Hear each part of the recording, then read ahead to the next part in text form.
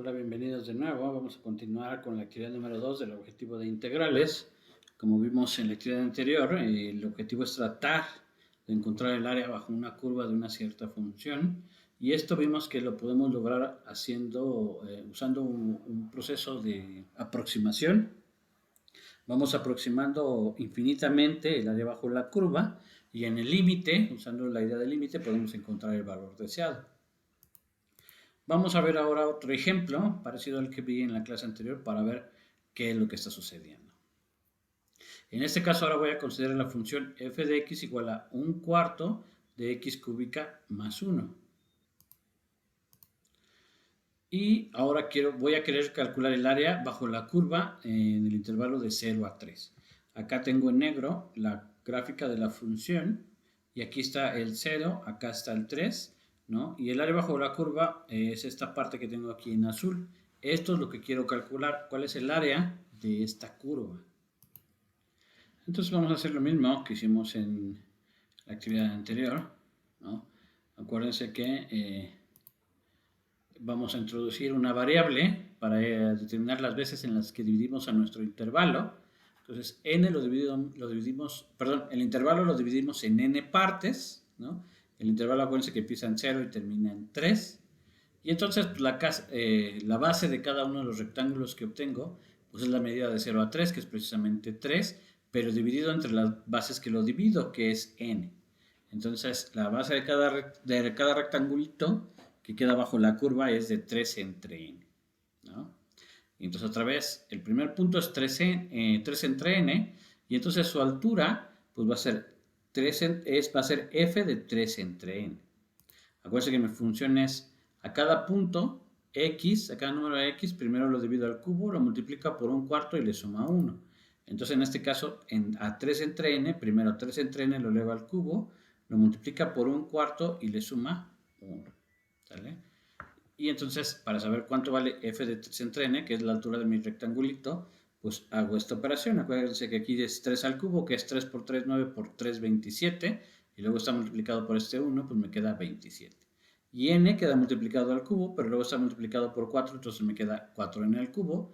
Y este más 1, pues aquí lo dejo, me queda más 1. ¿Vale? Entonces, el área del primer rectangulito es la base, que es 3 entre n, por la altura, que es f de 3 entre n, que ya vimos que es 27 entre 4n cúbica más 1. Y si yo multiplico estos dos, pues es 3 por 27, 81. N por 4n cúbica es 4n cuarta. Luego 3n por 1, pues me queda 3n. ¿Sale? Entonces, esta sería el área del primer rectangulito. El siguiente punto en la sucesión pues sería el doble de 3n. Y entonces la altura es f de el doble de 3n. ¿Vale? Fíjense que en vez de multiplicar 3 por 2, lo voy a dejar así como 3 entre n por 2, porque me va a servir después para la fórmula general. Entonces f de este número lo eleva al cubo, luego lo multiplica por 1/4 y al final le sumo a 1. ¿Sale? Ahora acá, este lo elevamos otra vez al cubo, acuérdense, es el 3 al cubo, que es 3 por 3, 9, por 3, 27, por 1, 27. Luego el 2 también queda al cubo, eso lo dejo así, no hago el cálculo, lo dejo así. Y luego es n al cubo, pues es n cúbica por 4, me queda 4n cúbica y luego me queda aquí más 1. Y entonces otra vez la altura de este rectángulo va a ser 3 entre n por f de 3 por 2 entre n. Este pues ya vimos que es este multiplicado por 3n. Y aquí pues ya nada más hago la multiplicación, que es 3 por 27, 81.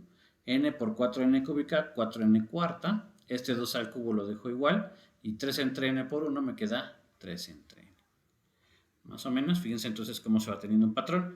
En el siguiente caso sería 3 entre n por 3. Y entonces la altura sería f de 3 entre n por 3.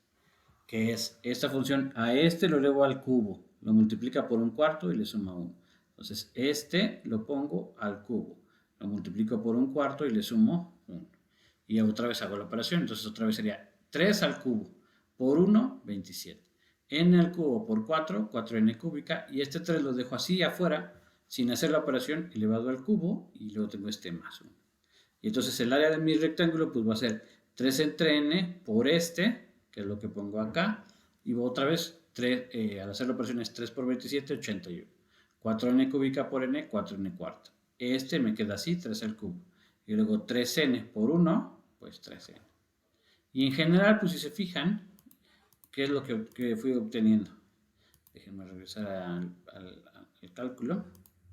Acá está. En el primer caso obtuve 81 entre 4n cuarta más 3n.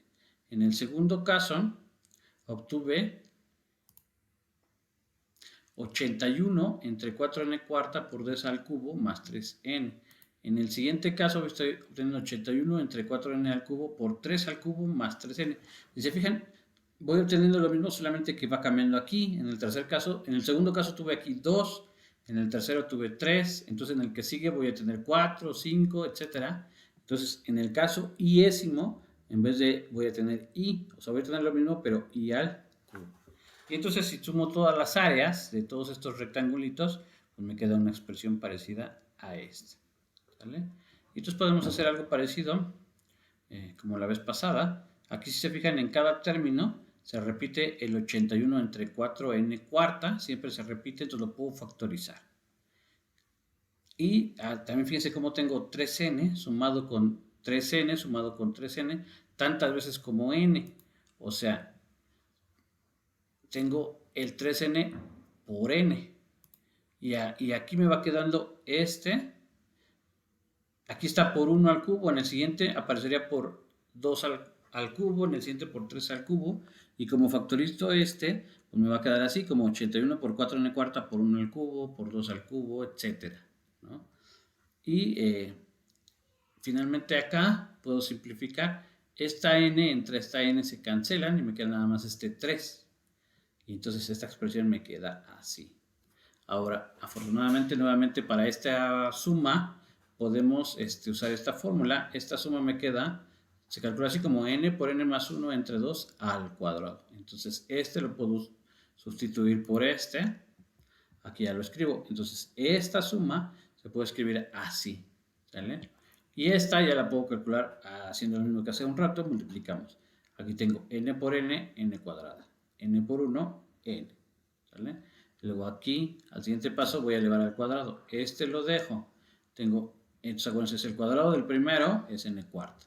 Luego es el doble del primero por el segundo, que es 2n cúbica. Luego es el segundo al cuadrado, que es n cuadrado, entre 4.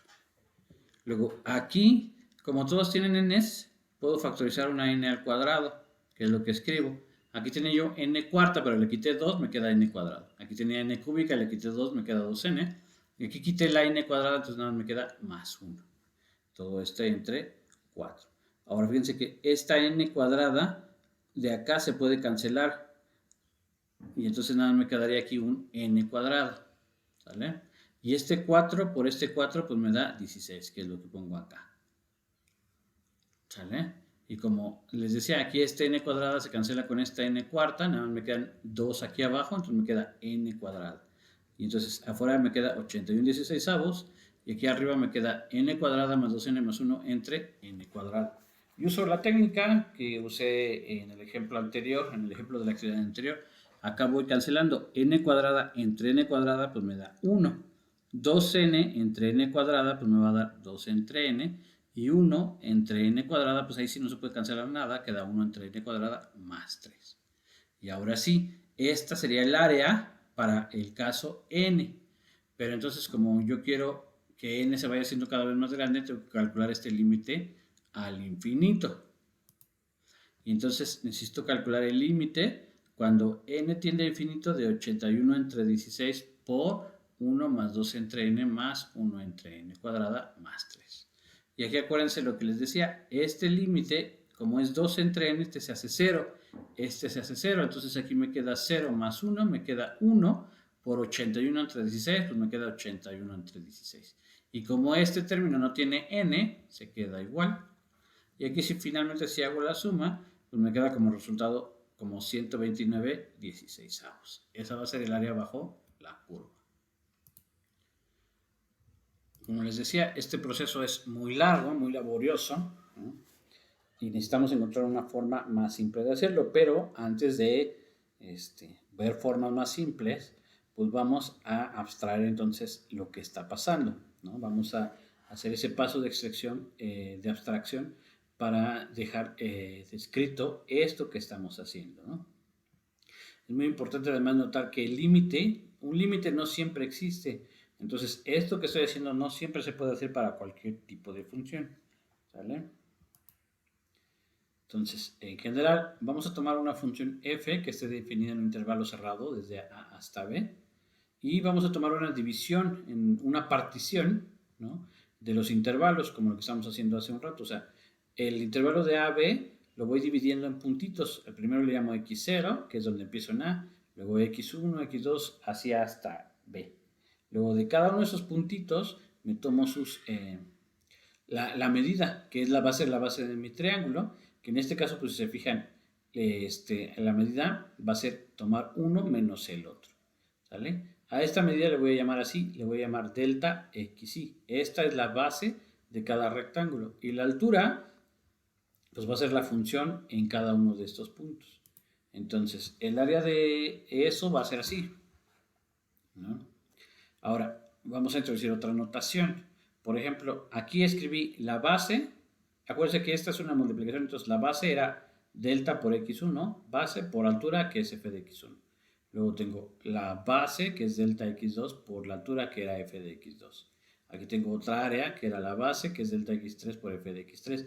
Pero en general, para no escribir así las tres sumas, se usa esta notación, se usa la notación que se conoce como sigma. Este símbolo se llama así, se llama sigma, ¿no?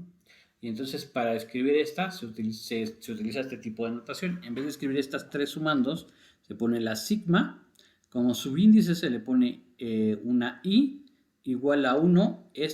Igual es desde donde empiezo a sumar. En este caso, como estoy empezando en el 1 y luego me sigo con el 2, luego con el 3, por eso se dice que empiezo en 1 y arriba se pone donde termino. En este caso termino en el 3 y entonces aquí se pone estos, pero en lugar de los números se pone el índice que estoy haciendo, que es i.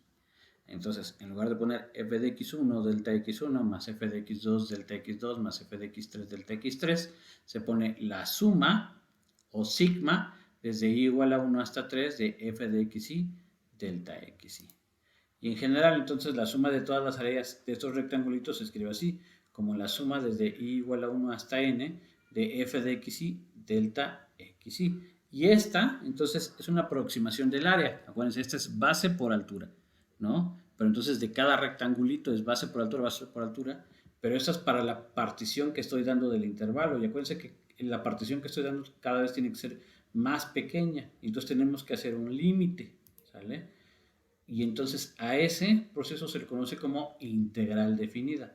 Si f es una función que definimos en un intervalo cerrado desde a hasta b, si existe el límite, ¿no?, cuando esta partición la vamos haciendo cada vez más pequeña, de estas sumas, que son las bases por altura, si existe este límite, ¿no?, a este límite lo llamamos, y aquí lo pongo, se le llama integral definida o integral de Riemann de mi función, desde el punto A hasta el punto B. En general se denota así, ¿sale? Para escribir este proceso que estoy describiendo aquí, que es un proceso infinito de calcular sumas de áreas de rectángulos. Acuérdense, esta es base y esta es altura.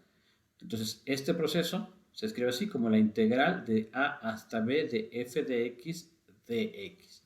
Con estos símbolos estamos representando entonces lo que quiero. Otra vez, acuérdense, esto es el área de la función desde el punto A hasta el punto B. Aquí se usa esta notación, fíjense, muy importante, la dx. Este símbolo no es que esté expresando una multiplicación de f de x por dx, sino que la dx está expresando con respecto a qué variable estoy haciendo el procedimiento que está aquí descrito, que en este caso es con respecto a la variable x. Entonces otra vez, este símbolo que es como una S alargada se lee así, la integral desde a hasta b de mi función f de x con respecto a la variable x, que se calcula así como este límite. Entonces esto me va a dar el área bajo la curva de mi función. Por ejemplo, en los ejemplos que vimos en la actividad anterior, vimos que el área bajo la curva de x cuadrada del intervalo de 0 a 2 era 8 tercios, y entonces ahora eso se lee así, como la integral de 0 a 2 de x cuadrada con respecto a x es 8 tercios. O en el ejemplo que acabamos de hacer, se escribe así como que la integral de 0 a 3 de un cuarto de x cúbica más 1, pues da precisamente 129/16. ¿Vale? Entonces, si se fijan, esta notación es más simple que escribir todo este límite. Y lo que me está expresando en general es esta idea. El área bajo x cuadrada de 0 a 2 pues es 8 tercios. Esto me está diciendo el área de la función 1/4 de x cúbica más 1 de 0 a 3 es 129/16. ¿Vale? Esto es notación. Y en general se tiene este teorema muy importante que se conoce así como teorema de integrabilidad, que dice que si f es una función que está acotada, o sea, que no rebasa un parámetro del intervalo desde a hasta b, y esa función también es continua, ¿no? En un intervalo, quizás excepto en un número finito de puntos no es continua, pero en la mayoría, en casi todos es continua, entonces va a pasar que siempre f va a ser integrable en dicho intervalo. Y esto nos permite entonces decir cuándo podemos calcular integrales. Por ejemplo, las funciones seno y coseno, las funciones polinómicas o las racionales, que son con las que hemos estado trabajando, todas esas funciones tienen esta propiedad, son continuas, son acotadas, ¿no? Y entonces eso quiere decir que todas estas funciones, como las funciones polinómicas, las racionales y las funciones seno y coseno, todas van a ser integrables, ¿vale? Con eso terminamos, con este importante teorema terminamos la actividad del día de hoy. De tarea solamente tienen que subir igual el apunte de esto a la plataforma de Classroom, ¿vale? Esto ahorita todavía está un poco complicado, pero esta es la idea principal que quería yo expresarles, ¿vale?